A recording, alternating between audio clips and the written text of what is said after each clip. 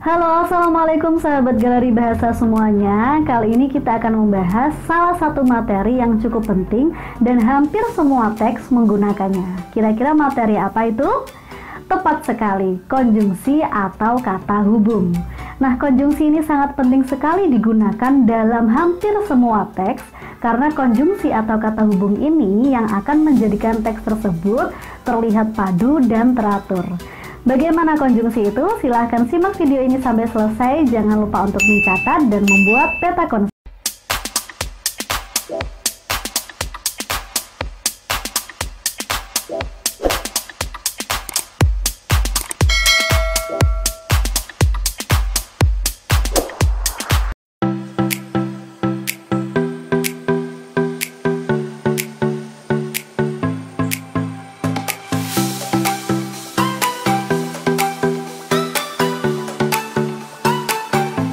Ya, kita bahas materi tentang konjungsi. Jadi apa sih yang dimaksud dengan konjungsi? Kita bahas dari pengertiannya dulu. Konjungsi adalah kata hubung antar kata, antar frasa, antar klausa, dan antar kalimat. Itu pengertian menurut KBBI. Biasanya kita menyebut konjungsi dengan kata hubung. Selanjutnya kita akan membahas jenis-jenis konjungsi. Jadi konjungsi ini ada beberapa jenis. Jenis yang pertama yaitu konjungsi intrakalimat. Kemudian jenis yang kedua yaitu konjungsi antar kalimat. Apakah yang dimaksud dengan konjungsi intrakalimat? Konjungsi intrakalimat adalah konjungsi yang digunakan di dalam satu kalimat. Nah, konjungsi ini menghubungkan kata, frasa, maupun klausa dalam kalimat yang sama. Sedangkan konjungsi antar kalimat adalah konjungsi yang menghubungkan antar kalimat satu dengan kalimat lainnya. Artinya, makna yang dihubungkan oleh konjungsi tersebut berasal dari dua kalimat. Kemudian kita bahas satu persatu. Yang pertama macam konjungsi intrakalimat. Jadi tadi kan konjungsi ada dua, konjungsi intrakalimat dan konjungsi antar kalimat. Nah, sekarang kita akan membahas konjungsi intrakalimat. Konjungsi intrakalimat dibedakan menjadi tiga jenis. Jenis yang pertama yaitu konjungsi koordinatif, konjungsi yang kedua konjungsi subordinatif, dan yang ketiga konjungsi korelatif. Kita bahas satu persatu.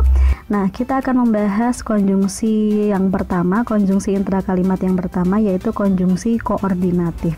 Konjungsi koordinatif ini digunakan untuk menghubungkan antar klausa dalam satu kalimat setara. Artinya, klausa-klausa yang dihubungkan bisa berdiri sendiri dan tidak ada yang berfungsi menerangkan.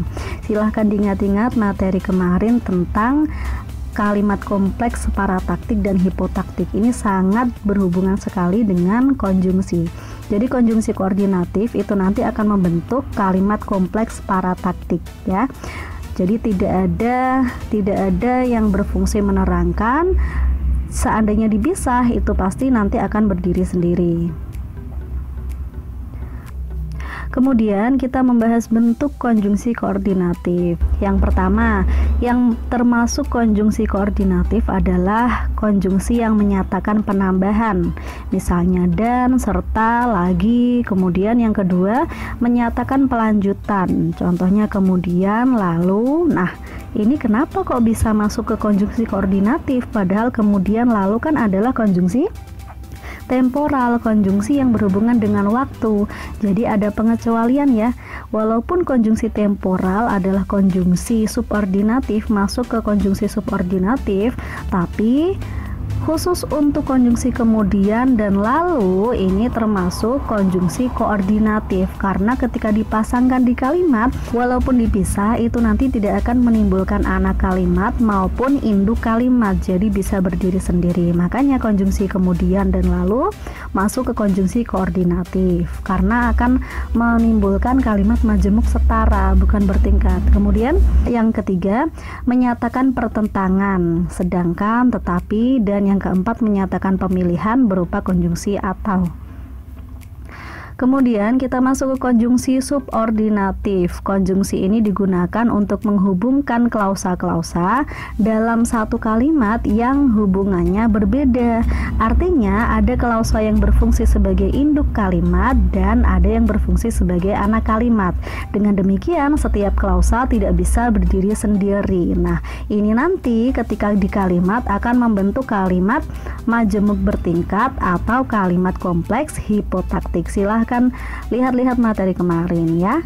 Kemudian kita masuk ke bentuknya. Bentuk konjungsi subordinatif ada beberapa. Yang pertama konjungsi yang menyatakan perbandingan, ibarat, bak, laksana, seperti, umpama. Kemudian ada yang menyatakan perlawanan, walaupun, meskipun. Kemudian ada yang menyatakan syarat atau kondisi, jika, bila, kalau, apabila. Yang keempat menyatakan tujuan, agar, supaya. Yang kelima menyatakan uraian atau penjelasan berupa konjungsi yang dan bahwa. Kemudian yang keenam menyatakan pengandaian, misal andai, seandainya. Kemudian konjungsi yang ketujuh menyatakan kausalitas atau sebab akibat berupa konjungsi sebab, karena, sehingga, dan maka. Kemudian yang terakhir ada konjungsi yang menyatakan waktu atau temporal. Nah, waktu atau temporal ini ada yang sederajat, ada yang tidak sederajat. Tadi sudah dibahas ya yang sederajat. Nah, yang ini yang tidak sederajat berupa saat, ketika, sejak, setelah, sesudah, dan sebelum. Nah, kita masuk ke konjungsi intrakalimat yang ketiga, yaitu konjungsi korelatif. Konjungsi ini konjungsi yang mempunyai hubungan timbal balik. Nah, kalau mempunyai hubungan timbal balik berarti kan ada pasangannya. Nah, ini salah satu ciri dari konjungsi ini, ada pasangannya. Kemudian bentuknya bagaimana? Silahkan ya dicontoh ya. Jadi pasti nanti ada pasangannya, baik titik-titik maupun titik-titik, baik dia maupun saya sama-sama suka membaca. Bukan titik-titik, melainkan titik-titik. Tidak titik-titik, tetapi titik-titik. Jangankan titik-titik, pun titik-titik. Nah, silakan nanti dipasangkan dengan kalimat-kalimat itu nanti akan membentuk sebuah kalimat berkonjungsi korelatif. Kemudian kita masuk ke konjungsi yang terakhir, yaitu konjungsi antar kalimat. Konjungsi ini menghubungkan antara kalimat satu dan kalimat lainnya. Artinya, makna yang dihubungkan oleh konjungsi tersebut berasal dari dua kalimat. Nah, ciri-cirinya sangat mudah sekali menentukan konjungsi ini, termasuk konjungsi intrakalimat atau antar kalimat. Kalau intrakalimat pasti terletak di dalam satu kalimat. Nah, kalau konjungsi antar kalimat, ciri-cirinya yang pertama, selalu berada di awal kalimat. Selain itu, konjungsi antar kalimat juga selalu diikuti dengan tanda koma. Nah, kita masuk ke contoh konjungsi antar kalimat. Silakan lihat kalimat pertama, baca kalimat pertama. Mereka harus menunggu hingga nilai UNBK muncul. Setelah itu, barulah mereka dapat mendaftar SBMPTN. Kemudian kalimat kedua, petani Indonesia mampu menghasilkan biji kopi yang berkualitas. Bahkan, kopi tersebut diakui sebagai salah satu kopi terbaik. Sedangkan kalimat ketiga, persaingan bisnis semakin ketat, oleh karena itu penjual harus kreatif dan inovatif. Nah, silakan fokus ke tulisan yang saya tandai dengan warna pink. Ada kata setelah itu, kemudian bahkan, dan yang terakhir oleh karena itu. Jika kita perhatikan, ini terletak di awal kalimat, setelah itu, bahkan, dan oleh karena itu. Kemudian ada tanda koma yang menyertai setiap kata itu, berarti itu termasuk konjungsi antar kalimat, konjungsi yang menghubungkan satu kalimat dengan kalimat lainnya ya. Oke, sekian dulu materi konjungsi kali ini. Silahkan jangan lupa untuk mencatat dan membuat peta konsep. Semoga bermanfaat. Wassalamualaikum warahmatullahi wabarakatuh.